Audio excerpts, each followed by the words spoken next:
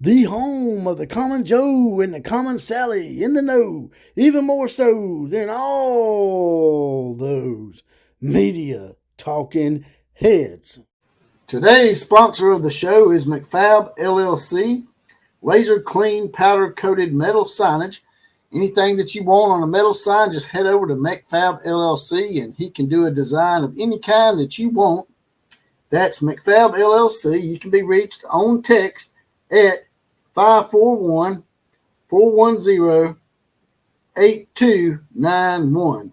Also, he can be reached on email, mattmcwilliams21 yahoo.com. That's McFab LLC.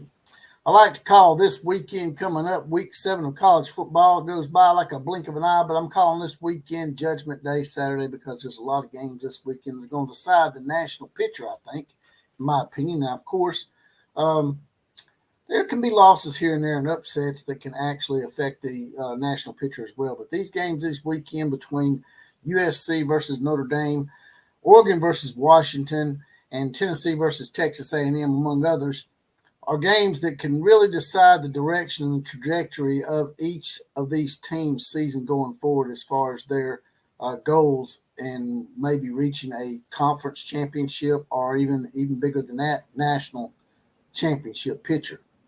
So let's start the Judgment Day.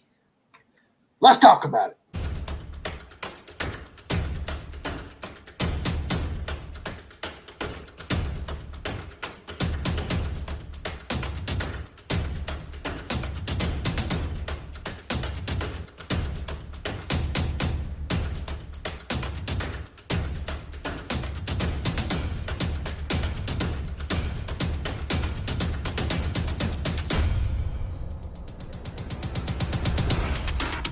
We're mounted up and we're saddled up once again for this week 7 of college footballs. We're back in the saddle again like that old Aerosmith song that I like to reference ever so often. Here they come. Once again, it's the Outlaw Posse. Now, in effect. And today's 4 horsemen shout-outs go to Heath Stokes, Kuz's Corner. Great channel, by the way. Check it out. Great conference realignment talk. David Cummings and Billy Townsend are mounted up, they're saddled up, they're ready to go and help me with this college football invasion today. And if you want your badge like those guys and you want to get your 4 horsemen shout out, all you got to do is join the Outlaw Posse. There's a little join button next to the subscribe button. Not for $2.99 a month. That's only 75 cents a week. That's just a bottle of water. Shout outs possibly be the comment of the day. Also, we have some new Posse members mounting up with us. We have Will Reed and Brandon Burton getting deputized today, and they got their badge, and they're deputized. Now, I can be reached on Twitter at OCF Productions. Now, getting right to it here. This is Judgment Day week to me. A lot of great games on the docket. The biggest one to me is probably Oregon and Washington. To me, that'll probably decide what team in the last swan year song of the Pac-12 has a chance to make the college football playoff. But before we get to all that, I would like to address the skittle shitter in the room. USC. Their Judgment Day is really coming. And I do believe that this might be the weekend that we finally get to see, maybe, just maybe, we get to see USC undressed and get their little skirt pulled down. Now, I've been wanting and hoping for this for quite some time because, it's no secret that I don't really care for the shady one that they call Linky Boy out there in Skittle Shitterland. And they go to Notre Dame.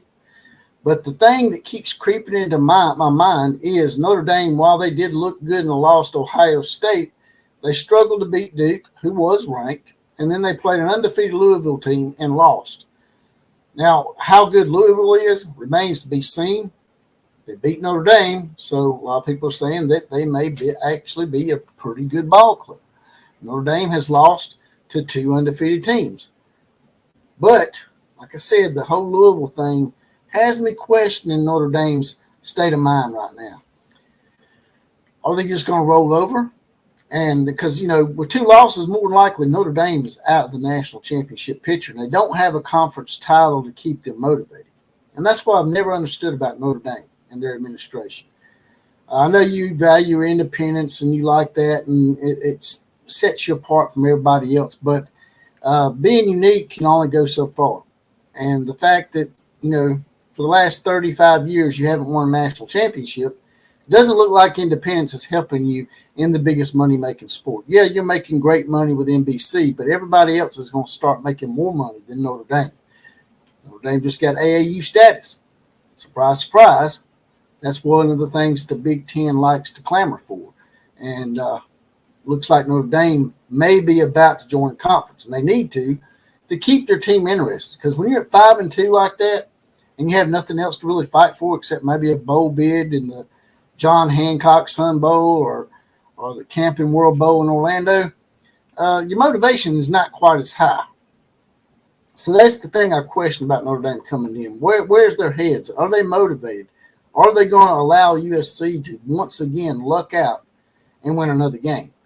Because USC wins this game, they're 7-0, and at that point, all of our hopes hinge on Oregon and Washington and Utah going forward as far as putting the losses on USC that they so richly deserve. And coming into this game with the weather that it's supposed to be like in the 40s and it's supposed to be driving rain, maybe that'll affect USC in a negative way. But you also got to remember that Notre Dame, while they are used to that kind of weather, they're playing in those elements too. And as a human being, those elements are not good for you no matter where you live. So maybe it'll help Notre Dame's cause. Maybe it won't. What do you guys and gals think? Do you think this is Judgment Day week for USC? Do you think that the USC Skittle Shitters are finally going to take it on the chin? Do you think Notre Dame's defense is good enough to at least hold Caleb Williams to maybe 28 points? If Notre Dame can hold USC to 28 points, I think Notre Dame can win this game. Maybe like 34-27 or something like that. I don't know. It's a hard thing for me to gauge.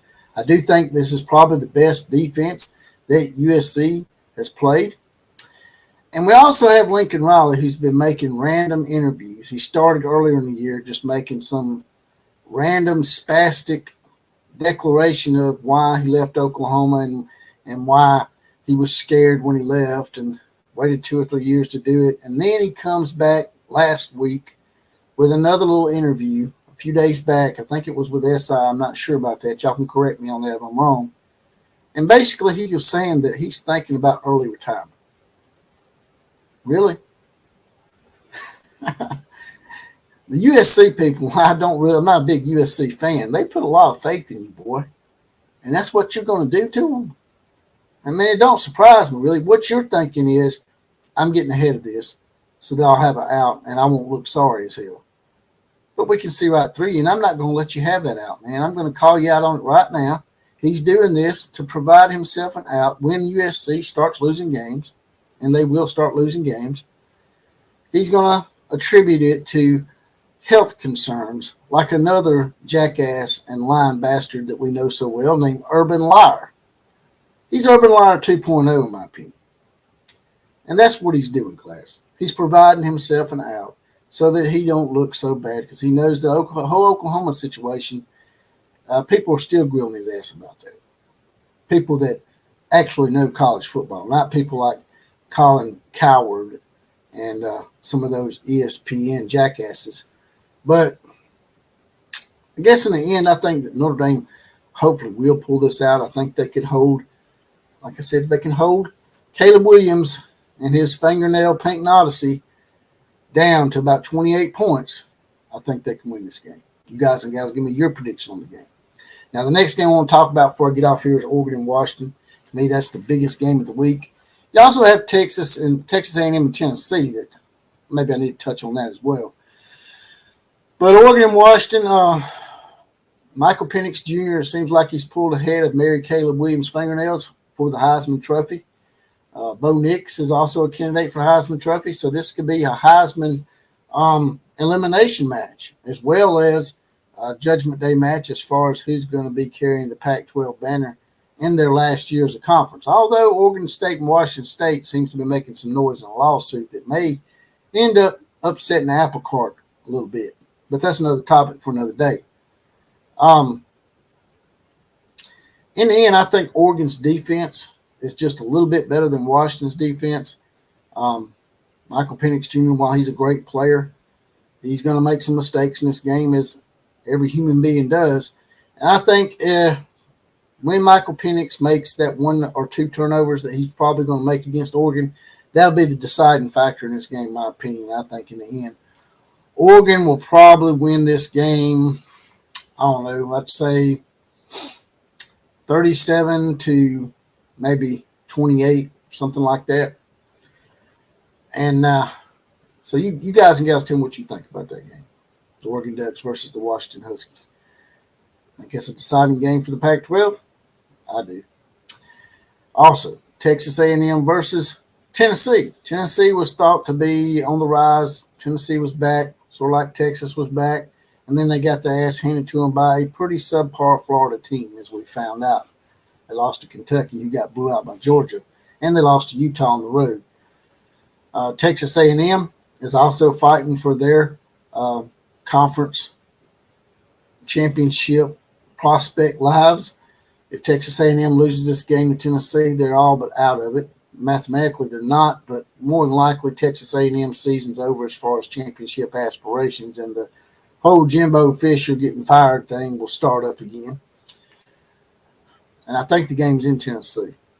Tennessee has more on the line here. Tennessee has probably a better chance at righting the ship.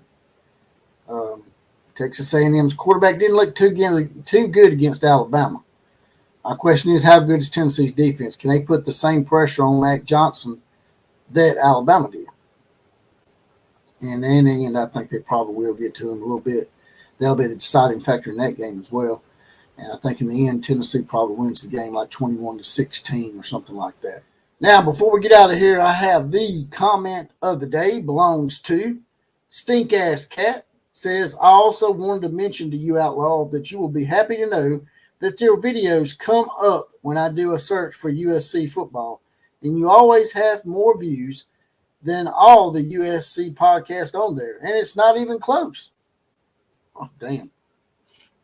That's good to know that, that supposedly they live rent-free in my head when actually, in actuality, they're deflecting, and I live rent-free in the USC Skittle Shooters' heads because obviously they're watching my stuff. They get notifications, which means that they're subscribed. So that's okay. That's all right. I'll take it. It pays the bills. Now, I'm about to get up out of here. Heart thanks button at the bottom of this video. If you want to make a one-time donation to the program, like, share, comment, and subscribe to this channel, the Big Four. They are free. Also, if you want to get your badge and get deputized and be the comment of the day like Stink Ass Cat was, and possibly get a random Four Horsemen shout out as well, it's not but $2.99 a month, 75 cents a week. That's just a bottle of water. Hit that, join that. If you're on a Apple phone, you may have some issues. YouTube memberships are not really kosher with Apple phones for whatever reason. And with that, I'm out of here. KMCA to all the other teams. Class is now officially dismissed.